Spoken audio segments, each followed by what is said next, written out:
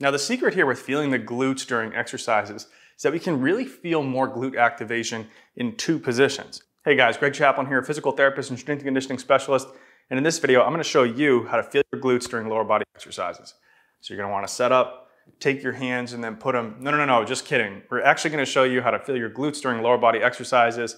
And this is gonna be especially important for you if you're someone who usually feels your low back instead of your glutes, or if you feel like you just can't get stronger with glute isolation type activities. Now to illustrate this point, we're gonna be using a common exercise, the split squat, to show you a simple two-step progression that you can use to make sure that you're feeling your glutes and not your low back.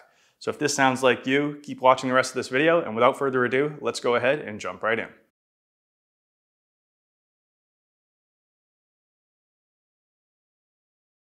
Okay, so to start off, let's review the anatomy of the glutes.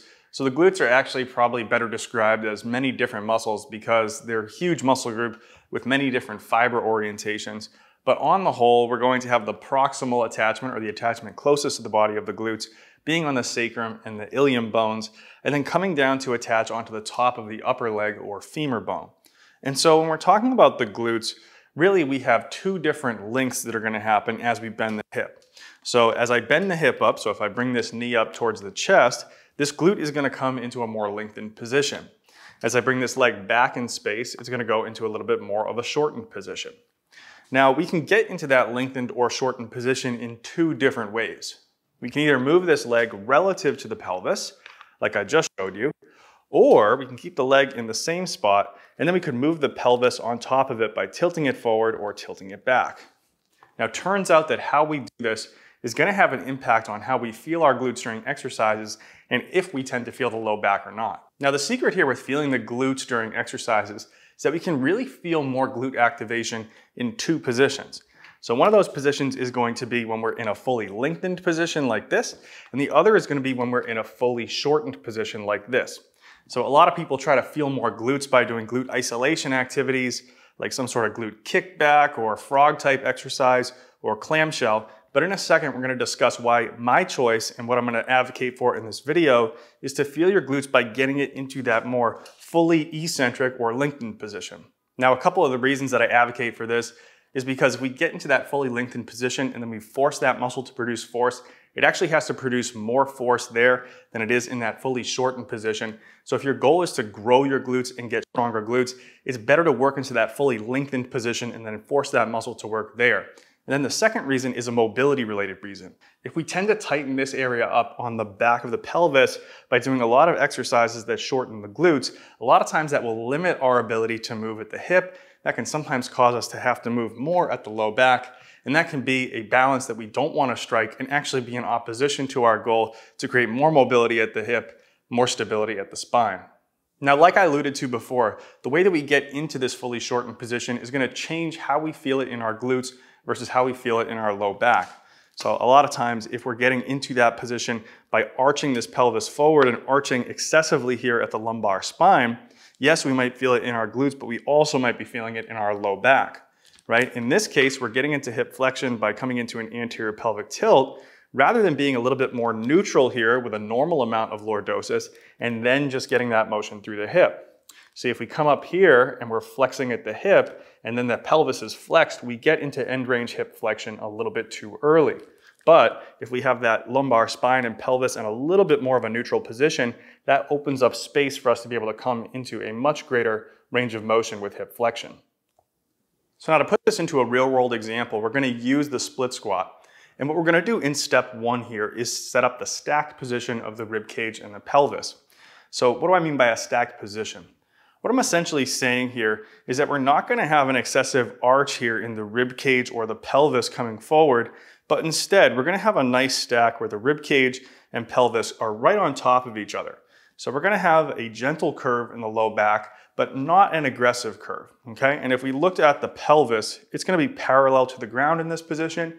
And if we look at the rib cage, it's going to stack directly on top of the pelvis, so not leaning back like this with the lower half coming forward and upper half coming back, but instead a nice parallel line between the line of the lower rib cage, the pelvis, and the ground. Now, once we have this rib cage and pelvis in this stacked position, we need to find a way to bring this hip into as much hip flexion as possible in order to get that glute into a fully lengthened position. Now, in order to do this, we can go two ways. We can either come down as far as we can into the split squat, going up and down like a piston in a vertical cylinder. Now you'll see here that I end the movement right around 90 degrees of hip flexion. That's not going to be, for many of us, our end range hip flexion position. If that is for you, your end range hip flexion position, maybe that's as deep as you go, and this might be a good variation for you. But for a lot of us, our end range hip flexion is more than 90 degrees. So how can we get into that more than 90 degree flexed position at the hip? So one way that we can do this is to use a hinge. So we still have the stack between rib cage and pelvis. That's a relative position within the body itself. Now we can take that whole system and then shift it back by hinging just at the hip. Now you'll see that my lumbar spine still stayed neutral here, but I flexed just at the hip by hinging back. I moved the pelvis on top of the leg here, which started bringing this hip into flexion. Now from here, if I come down a little bit further into the bottom of that split squat, what you're gonna see is I can get slightly more than 90 degrees of hip flexion as I come down. So we're gonna come down, letting that knee come up towards the chest, and now my glute's in a fully lengthened position. From here, I'm gonna push straight down and come back to the start, and I'm just gonna be in this hinged position to start the movement and then come all the way down and all the way back up. What you'll notice here is I actually never get into a fully shortened or squeezed position of the glute, but instead I'm going from slightly lengthened to fully lengthened and then pushing down and coming back up. And so the more that I hinge back, the more I'm gonna load that glute while putting it in a lengthened position. So we'd inhale down and then exhale as we drive straight down to come back up. So another thing to note is that we're always thinking in multiple planes. So in this video, we're thinking more about this front to back plane, but to get a little bit of the rotational plane involved, think about pressing the inner part of your heel down into the ground as you drive from the bottom, and you're gonna feel that that glute gets even a little bit more activated. Hinge back, inhale down, push through the inner part of the heel to come back up. Now that hinged back position isn't necessarily gonna be comfortable for everyone. I find that that's actually usually pretty comfortable for most people, but some people don't like being in that position for one reason or another. So another option to get into more depth if you have enough mobility and hip extension on the back leg is to use something like a book or a block to elevate the front foot. By elevating the front foot and keeping the back leg real close, we can come down into greater than 90 degrees of hip flexion while still maintaining that stack. We come pretty much straight down like a piston in a vertical cylinder, allowing that knee to come up above 90 degrees of hip flexion, and then again, pushing straight down through that inner heel, feeling that glute engage.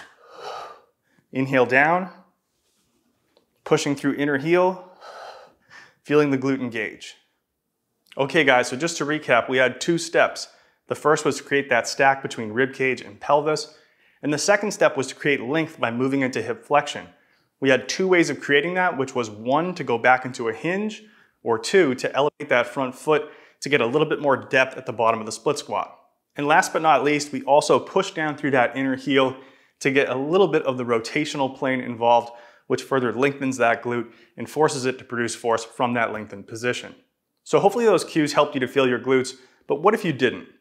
So this is really a good point of conversation for the glutes or really any other muscle, which is that if we chase sensation during exercise instead of chasing form, oftentimes we don't progress and we just drive ourselves crazy. Now the first time you get this glute into a lengthened position, you're gonna feel this sense of stretch and loading it while it's stretching.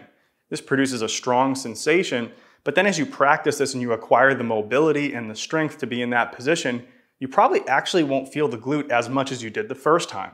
Does this mean you're working the glute less?